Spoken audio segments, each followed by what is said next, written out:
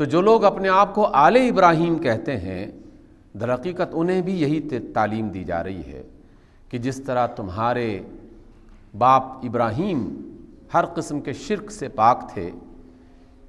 تو اے آل ابراہیم تم بھی ہر قسم کے شرک سے اپنے آپ کو پاک کر لو۔ وَلَمْ يَكُمْ مِنَ الْمُشْرِكِينَ، وہ مشرکوں میں سے نہیں تھے۔ اور دیکھیے کہ آل ابراہیم میں کون کون شامل ہیں۔ ہم تو ہر روز ہر نماز میں باقاعدہ اس بات کا اعلان کرتے ہیں کہ ہم آل ابراہیم میں سے ہیں، اس لیے کہ رسول اللہ صلی اللہ علیہ وسلم آل ابراہیم میں سے ہیں اور ہم رسول اللہ صلی اللہ علیہ وسلم کی امتیوں میں سے ہیں، گویا کہ ہم بھی انہی کی آل میں شامل ہو جاتے ہیں۔ اس کے علاوہ جو مسیحی ہیں وہ بھی اپنے آپ کو آل ابراہیم میں شمار کرتے ہیں، جو یہودی ہیں وہ بھی اپنے آپ کو آل ابراہیم میں شمار کرتے ہیں۔ تو یہود و نصارہ نے جو واضح شرک اختیار کرنا شروع کر دیا، ان کے لیے تو یہ حکم بالکل کھلا ہے کہ تم کیسے مسیح ابن مریم کو اللہ کا بیٹا اور عزیر کو اللہ کا بیٹا مانتے ہو، جبکہ تم اپنے آپ کو آل ابراہیم کا دعوے دار سمجھتے ہو۔ اور ہم مسلمانوں کو بھی یہی تعلیم دی جا رہی ہے کہ تم بھی اگر آل ابراہیم میں سے ہو تو ہر قسم کے خفی اور جلی، ظاہر اور باطن، چھپے ہوئے اور ظاہر شرک سے اپنے آپ کو بچاؤ۔ اور سامعین گرامی، ایک بات جو کئی بار رسول اللہ صلی اللہ علیہ وسلم کے حوالے سے آپ کے سامنے رکھی گئی، اس کو دوبارہ سے تازہ کر لیجئے۔ آپ علیہ الصلاۃ والسلام نے ارشاد فرمایا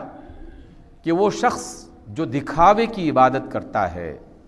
جس کی عبادت میں ریاکاری پائی جاتی ہے، وہ لوگوں میں سے کسی بندے کو خوش کرنے کے لیے یا اسے فریب دینے کے لیے یا ان کے درمیان اپنی عزت قائم رکھنے کے لیے عبادت کرتا ہے، تو وہ ریاکاری اور دکھاوا ہے، اور جو شخص بھی ریاکاری اور دکھاوا کرتا ہے وہ شرک کرتا ہے۔ اب اس سے ہم نے اپنے آپ کو خود سے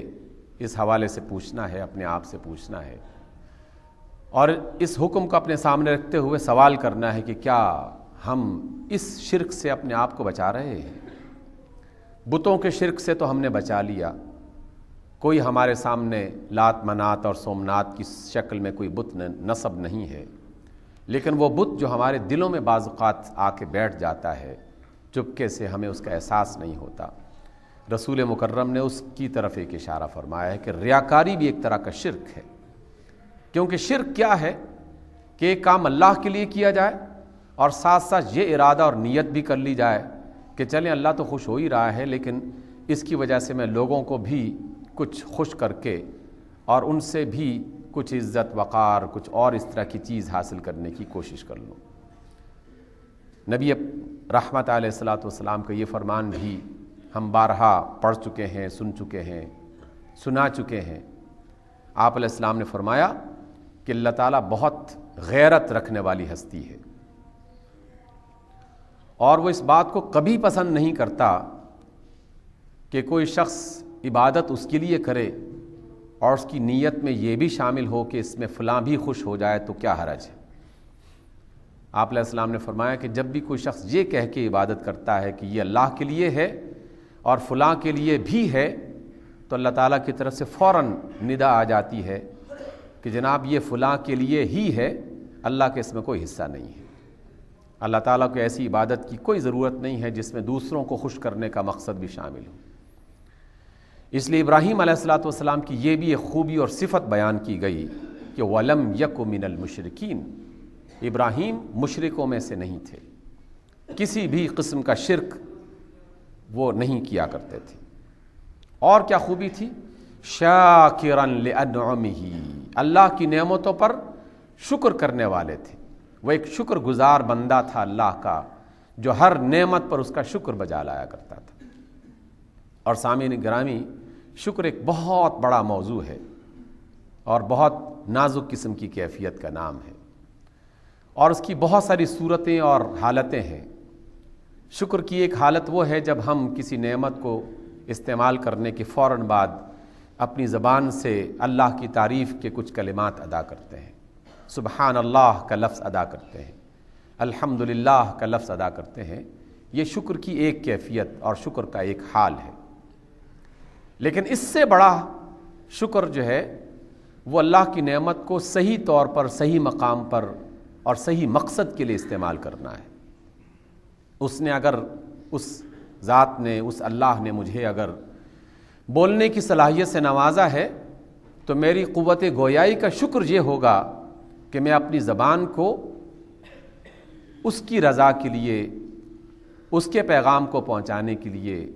اس کی باتوں کو سنانے کے لیے، اس کے بندوں کو آپس میں ملانے کے لیے، ان کے درمیان میں محبت اور سکون پیدا کرنے کے لیے استعمال کروں۔ قوت گویائی کو میں جھوٹ بولنے کے لیے، دغابازی کے لیے، فریب کے لیے، چالاکیوں کے لیے، مکاریوں کے لیے استعمال کروں گا تو یہ شکر نہیں ہوگا، چاہے میں کتنی ہی بار اپنی زبان سے الحمدللہ کہتا رہوں۔ مجھے اللہ نے اگر دولت سے نوازا ہے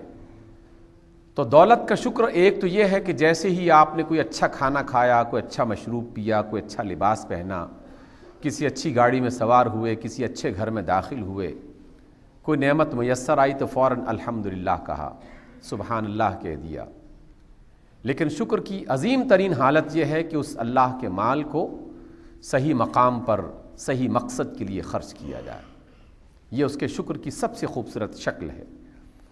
اور اگر آپ نے اور ہم نے اللہ کے عطا کردہ مال کو صحیح مقام پہ خرچ کیا تو چاہے ہماری زبان سے الحمدللہ کا لفظ نہ بھی نکلا ہو تو تب بھی اللہ تعالیٰ کے ہاں وہ شکر کا درجہ پا جائے گا۔